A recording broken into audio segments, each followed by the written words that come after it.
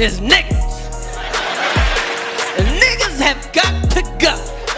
Every time black people want to have a good time, ignorant ass niggas fuck it up. Can't do shit. Yeah, these guys know what's up. Come here, LeBron James. Let me school you real quick. Fighting for justice and equality for everyone. It's not just Black Lives Matter, it's all lives matter. LeBron and other big celebrities out there that have massive influence on their social media platforms come out with tweets and posts talking about politics, race relations, police brutality. But isn't it funny that they only speak up and voice their opinions in the cases of a black man being shot, usually by police, and being hailed as if though they were somehow heroes in society, when in reality most of these people had criminal records and were engaged in mischievous activities. And yet, when innocent whites and Asians and other people are victim to black crime that happens all across the country, none of these celebrities speak out now, do they? Where is LeBron on the hundreds and the thousands of cases of black crimes against whites, Asians, Hispanics, and even other blacks? In fact, most victims of black crime are black people themselves. So black crime affects everyone. So I'll be showing and sharing some clips with you taken from the news across the country on the endless, constant, and daily reported cases of crimes being committed across the country against innocent civilians. Hey, I love black people, but I hate niggas, boy. Oh, I hate niggas. Boy, I wish they let me join the Ku Klux Klan. Yet they like to omit the obvious fact that most of these crimes are being committed by people of a certain color because it doesn't fit the popular narrative or it's not politically correct. And on the news, they like to just report how when it comes to US police shootings, blacks are disproportionately affected. And this is all they say without really telling you the truth. And so I give you some facts here. Since 2015, 4,728 people in the US have died in police shootings, but about half of them were white. And out of the remainder, 1,252 were black, 877 Hispanic, 214 from other racial groups. So blacks account for about 26% of deaths by police shootings, but they only make up 13% of the US population. This is the common and popular statement made in all news outlets. Yes, it is a disproportionate number of black deaths, but what they don't tell you is that blacks also make up a disproportionate percentage of all crimes committed or reported each year. And these are just the ones that are reported. You can imagine the unreported cases are probably at least double or triple. So here's a statistical chart that shows you some interesting data that you all should know. Of all the crimes that have been committed every year, roughly 27% of the crimes being committed are from the black community, which is a highly disproportionate and overrepresentation of the 13 or 14% of the US population they represent. But in another case, if we take a look at another group like Asians account for about 8% of the US population, yet they only account for 1% of all crimes committed in America. Vastly underrepresented, disproportionately below the population representation of the country. White people commit about 69% of all the crimes committed. That's roughly a 1-to-1 ratio based on the population representation of America. Can't do shit without some ignorant ass niggas fucking it up. Can't do nothing. Can't keep a disco open more than 3 weeks.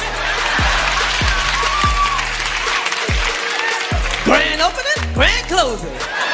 So the reality is that black crime is disproportionately higher than any other racial group. Black people commit per capita more crimes and have committed crimes more than anybody else in the country. So when it comes to police officers and shootings with black victims, well, if you have a higher disproportionate number of blacks committing crimes in the country, it's only logical that they would also represent a higher disproportionate number of convictions, incarcerations, and even deaths. It's also the same reason why blacks account for a higher disproportionate number of prison inmates in America's jail systems. It's not because the system is inherently racist and trying to get black people in prison. It's because blacks are disproportionately committing the most crimes, so therefore, of course, there's going to be a disproportionate higher number of black people in the US prisons compared to other races. That's the truth, and that's the point. And this is what they omit in the media to the public. So when people don't know this, then of course they would think that cops are just out to get blacks,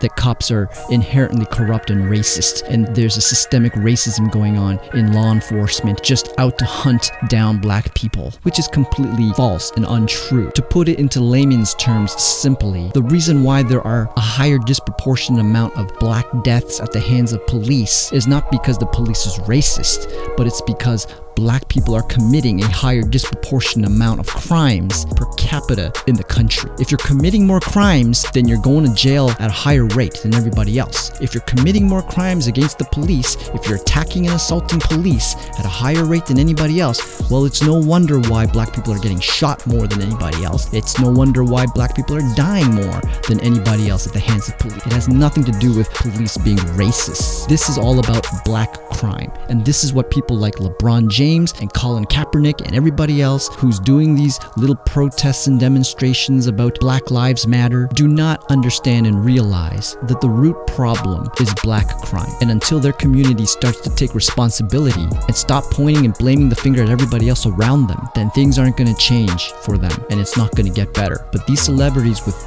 millions of dollars and power and influence on a massive scale with their social platforms like to come out and tweet and stoke the fires to get people to rally behind these black injustices and inequalities. Yet ironically, they're the ones who are making millions of dollars and had a black president in the country. Something doesn't seem to match up. Something doesn't seem to line up there. So we're tired of that community constantly and consistently ignoring and denying their own faults. Who's more racist, black people or white people? Black people. You know why? Because we hate black people too. And their own responsibility and accountability in the role that they play when it comes to national crime statistics and so-called police brutality. And Chris Rock said it the best. And I love what guys like Brandon Tatum and Candace Owens and Terrence K. Williams, guys like Dave Chappelle, what these guys are coming out and saying, the unpopular things to say, but it's the truth and it's the cold hard facts of the matter. There are a lot of hardworking, decent, honest, good black people in the country who make this a better place, and they're the ones we need to be supporting, and not these idiots who are protesting and rioting constantly about Black Lives Matter and hosting vigils for these fallen black thugs at the hands of police, calling them angels and never could hurt a fly kind of person. And when we look at all these cases, we see most of them had criminal records and most of them had a laundry list convictions in history of crime and altercations and run-ins with the police and the law. But yet the media likes to paint them as if though they're saints and martyrs for this glorious cause, that they are somehow to be worshipped. These guys were thugs. These people were criminals. So let's just get that straight. Welcome to Where Are You, LeBron? God bless you all. Love one another, guys. Give this channel a like, subscribe, hit the notification bell, share this content. Hashtag Black Crimes Matter. Hashtag Where Are You, LeBron? Let's get this thing going.